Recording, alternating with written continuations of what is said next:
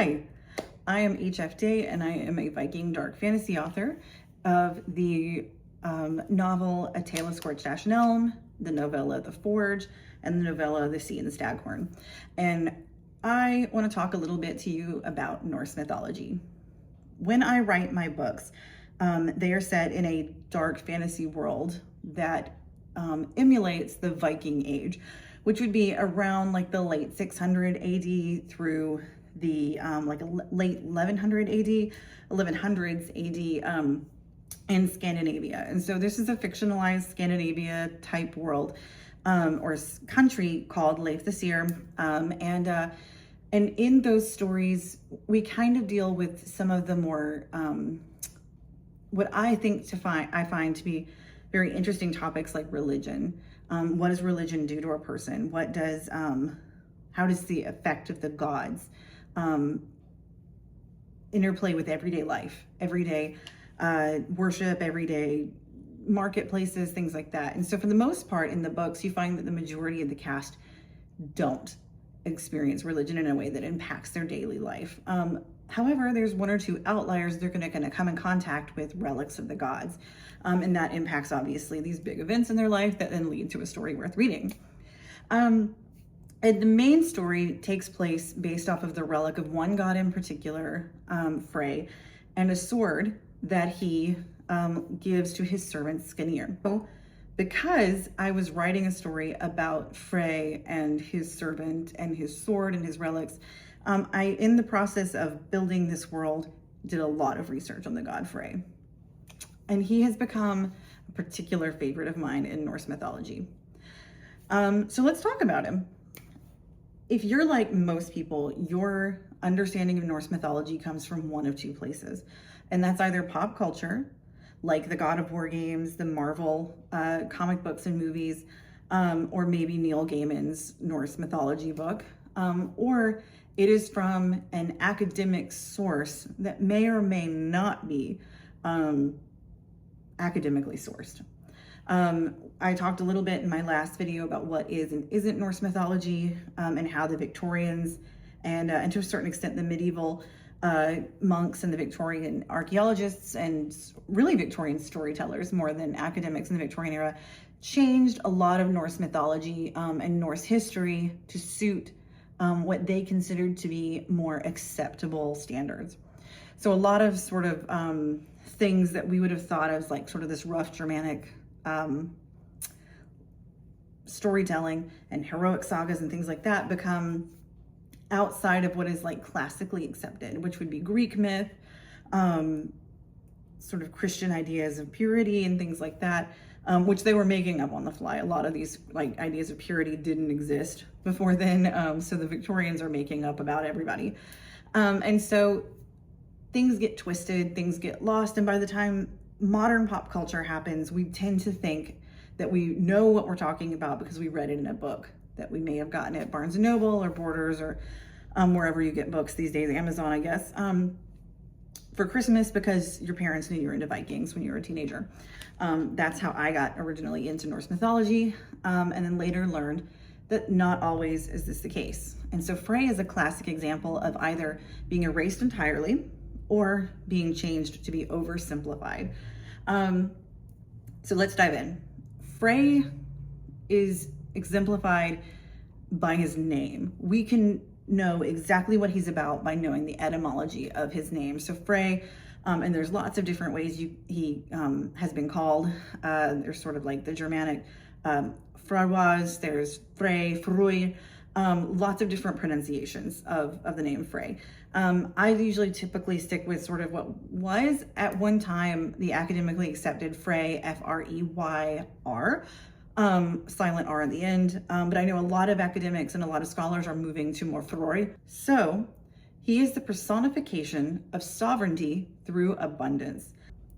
There's a certain level of logic that we get with names as well, though, like the name Frey being Lord, and he's a god that's primarily known as a fertility god or a god of harvest or summer or things like that. But there's a level of provider logic that we get here. So he's called Lord, which in the Viking age would have been closer to like Jarl, and which would have been like sort of a leader of a community, a well-respected man, a man who provides for those around him. We also then begin to see that there's a worldview around a ruler's legitimacy. Can a ruler protect his people? Can he provide for them? Is he a good farmer? Is he a good fighter? Is he all of these things that in the Viking age would have been considered a good leader? And so simply calling Frey Lord allows us to kind of personify through his stories, acts, and deeds what a good ruler should be. Frey himself was originally introduced into the Norse myth and the Norse pantheon by becoming a hostage through war. So the Aesir and the Vanir have a big fight over the treatment of Gullveig. I'll get into that in another video at a later date. But when they end the war, there's a hostage exchange. 3 Aesir go to Vanaheim, and 3 Vanir go to Asgard. And when they do, those 3 Aesir are Njord, Frey, and his twin sister Freya. And so we see that they are assimilate in different ways. Njord kind of is off on the peripheral. Freya deeply ingratiates herself with the Aesir. She teaches Odin the satyr and things like that. And then Frey becomes what is called, he is often called one of the greatest among the Aesir. And so he's from a different tribe. He becomes part of this tribe, but he's really well liked. In stories with Thor and Tyr, he's known for being like a man of justice. He's known for being a man that you like want beside you in a fight. When he's among his wife and his servants, he's an upstanding farmer, a provider, a protector. And then when he's around Odin, he becomes a wise man. So he has all of these sort of ideals of what is like the best of the best. And that is kind of what he personifies in becoming the like best of the Aesir. He's given the realm or land or community of Asgard as a tooth-cutting present. So when he was very young, he's given leadership of Álfheimr and the Light Elves. So he has a lot of outdoorsy fertility and then family lineage connotations in worship. I am not like 100% sure how this comes in, but one of my favorite factoids about him is that there's a lot of horse sacrificed in his cults and in his worship. So he is oftentimes also known as Lord of the Horse. So little Rohan tidbit for you there. The main story that we see Frey in is what we would call the Skinner Small. The Skinner Small is the myth of Frey marrying his wife, Gerðr, who is a Jotun. In the story, Frey sneaks up to Odin's high seat, in which Odin should be able to see every realm, and Frey sits down to see what's going on in the world. And when he does, he notices the most beautiful woman he's ever seen, and she's in a garden in Jotunheim, and he immediately begins to pine after her. He wants nothing but her, and so he won't eat, he won't drink, and depending on the translation that you read, sometimes his father will come to his servant, and sometimes Frey will ask his servant to go and broker a marriage for him with this woman because he can't live without her. And so in exchange for brokering this marriage, Frey trades his sword, which is said to be able to win any battle and to fight as if it had its own consciousness or its own soul, he trades that to Skirnir. And so this is kind of like a thing that is interesting to me is, in my opinion, a very clear reason why Odin would want Frey at the end of the Vanir War would be that sword. If you know you're going into a fight in which everyone you know is going to die and you're trying to mitigate the losses, the guy with the sword who beats everyone else he's fighting would be number one on my list to recruit. And then the first thing Frey does when he sees a pretty face is he's like, let me give away that sword that makes me valuable to the Aesir. And so he gives away the sword. Skirnir goes to Jotunheim and he begins to, what's the right word here? Court on behalf of Frey, Gerðr. But what he does really is, it's very coercive. It's very threatening. And so we're not really sure 100% why. the story is told this way. Some scholars will say that he uses this sort of terrifying rune magic to force the wild earth into submission. So to kind of talk about like how Frey, as the lord of like all natural things, begins to then make the earth submissive for farming. There's other people that will say that it's more of like wrestling winter into spring. And then other people will just say it was a violent time. And those are the stories that they would understand. So in this story, he then receives his wife, and we're not sure 100% when this happens, but the husband, the father of Gerðr is a Jotun called Gymir, and we know that Gymir has another son named Beli. So we know that Beli is a brother or half brother of Gerðr, and for whatever reason, Beli goes after Frey, and Frey has no sword. So we know this is post the marriage to Gerðr. He goes after Frey, and Frey has no sword, and so Frey has to fight him with a staghorn, and then he kills him with the staghorn. And now we see that this kind of sets the stage for the fact of like Frey is weaponless in the last battle that he's going to fight, which is Ragnarök. And we'll get more to that later. So that's sort of our main understanding of Frey as a character. We have two stories in which he features, and in one of those, he's largely in the story, unavailable to the story. In other stories where Frey is mentioned or Frey is central, those are what we would call like sagas, like the Icelandic sagas, the family sagas, and then sagas of Old Norway. And so what we see here is that Frey is presented differently depending on who is telling the saga and who is translating it later.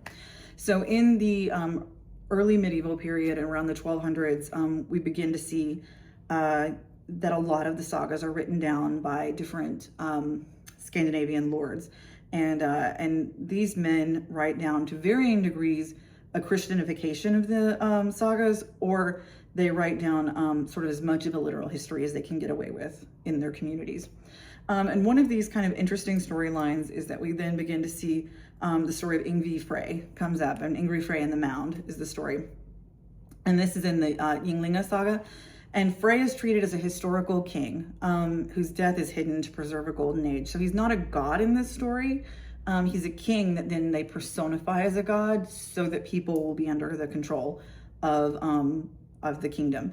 And so at this point, there's a sort of a sacred significance to him and a sacrificial significance to him. So he's established as the spiritual heart of Sweden's kingship. So the first king of Sweden would be like from his line. And then there's this legendary kind of era in his reign or after his death while everyone's worshiping him, in which no man harmed another. So there's an age of peace that comes about due to Frey's luck.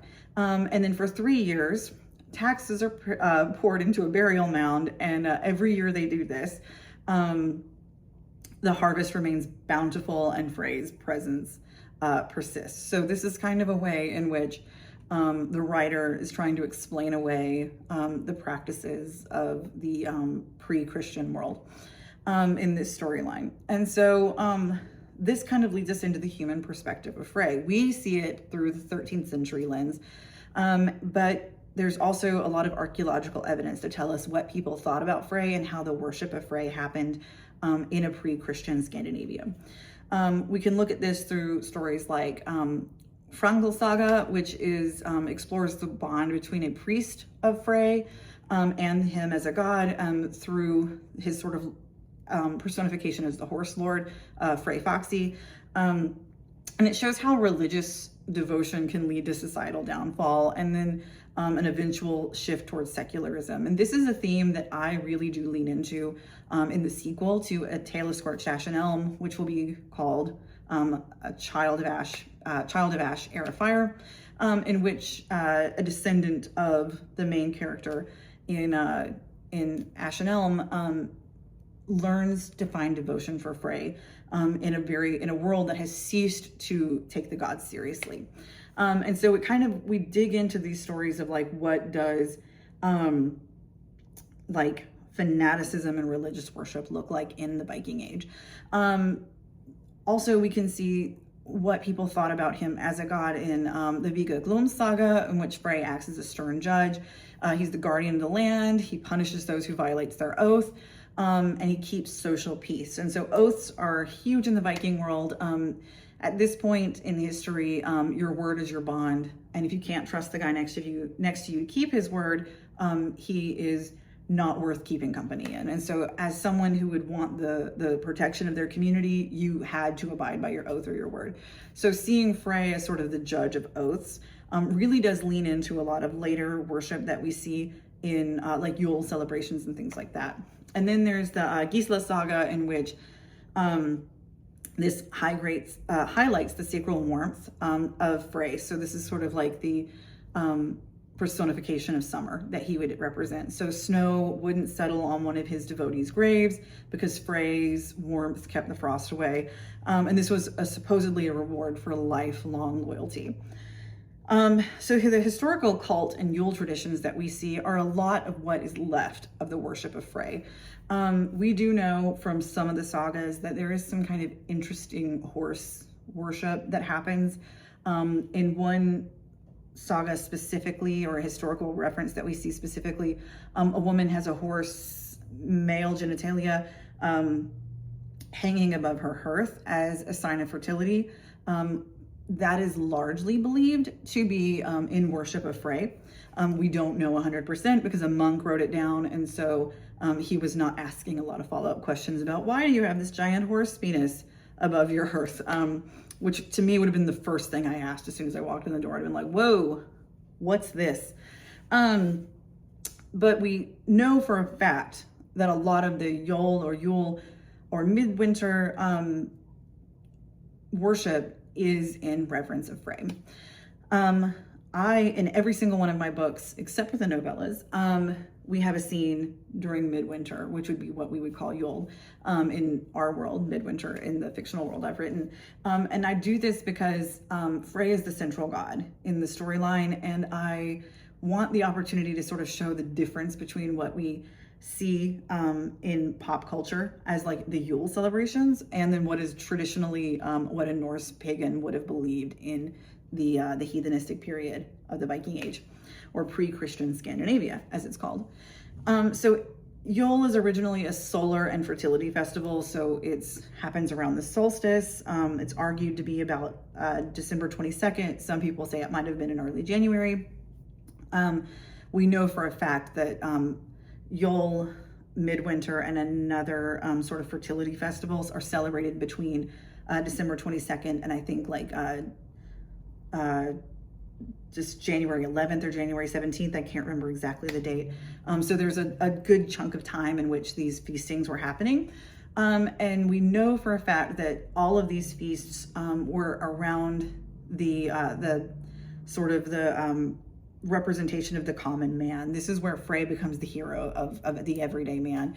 He's a prosperous farmer. He's a good husband. He's a provider, a lord among his friends, best among the Aesir. And so anyone is open to participate in these feasts.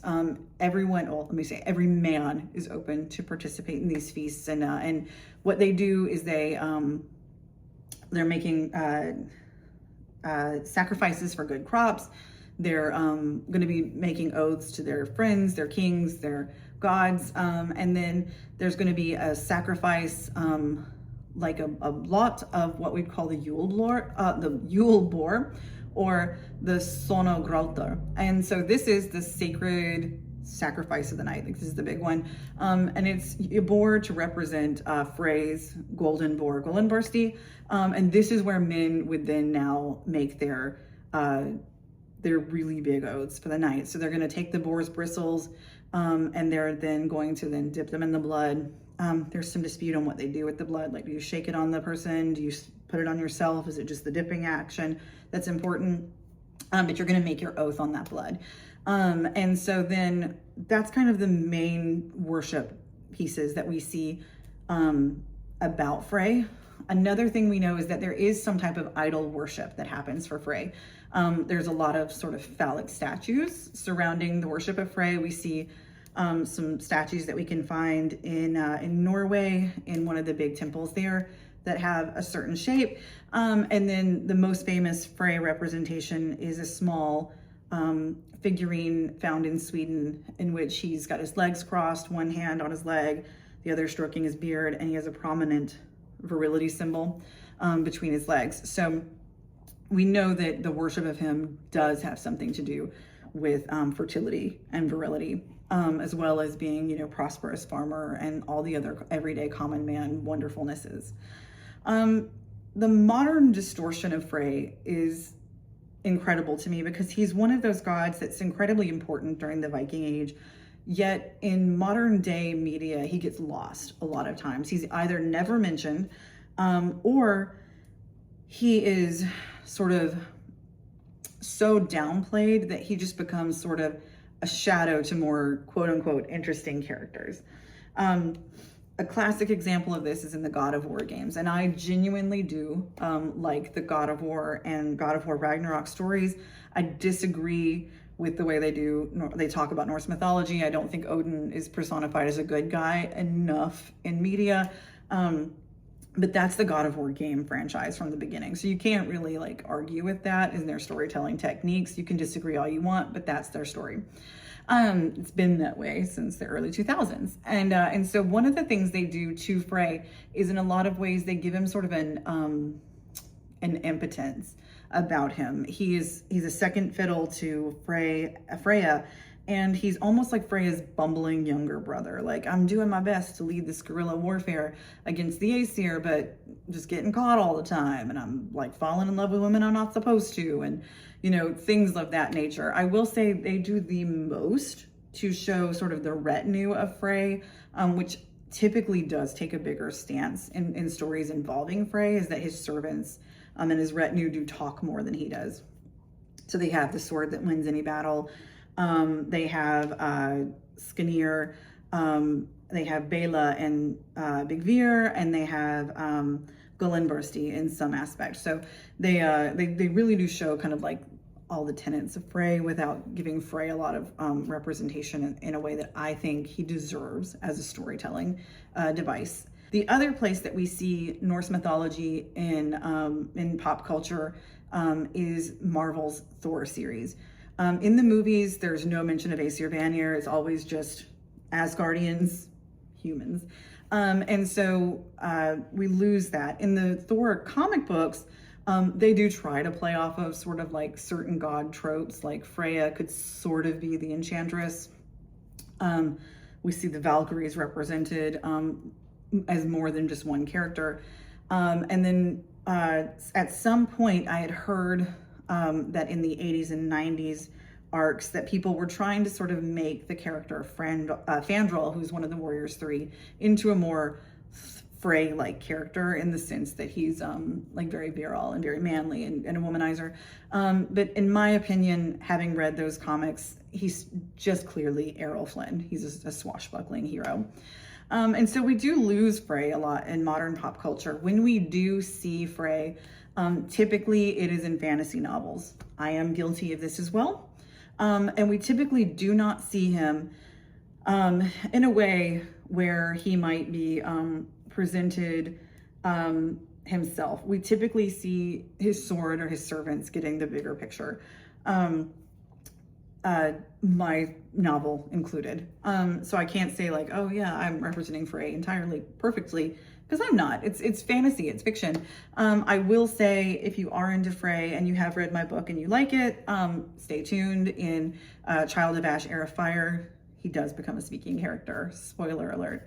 And so that was really fun to write. So in conclusion, Frey is a character in myth and a character in worship that is really complex. And I think that is one of the things we lose a lot when we oversimplify mythology. When we allow the Victorians to be the prevailing and prevalent thought process of how we view mythology, we lose so much of that complexness that was the ancient world. And Frey is a classic example of that. I genuinely am interested in a lot of the worship of Frey. I read a lot of academic papers on horse sacrifice, and I read a lot of academic papers on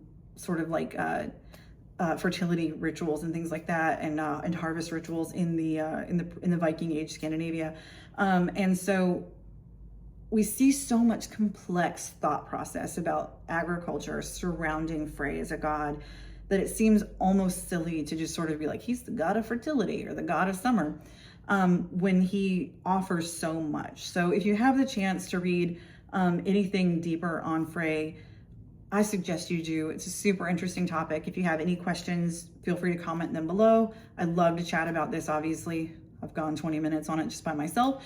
And if you like what you heard and you want to hear more, be sure to like, subscribe, and check out my books. A Tale of Scorched Ash and Elm is available on my website. You can find it on Amazon, Kindle Unlimited, and Barnes & Noble online. You can also find my novellas, The Forge and The Sea and the Staghorn, there as well. The Sea and the Staghorn is a direct sequel almost to the story of the wooing of Gerðr or Skinnismal. So if you found that at all interesting, be sure to pick up The Sea and the Staghorn. I think you'll really like it. That's all for now. Thank you so much.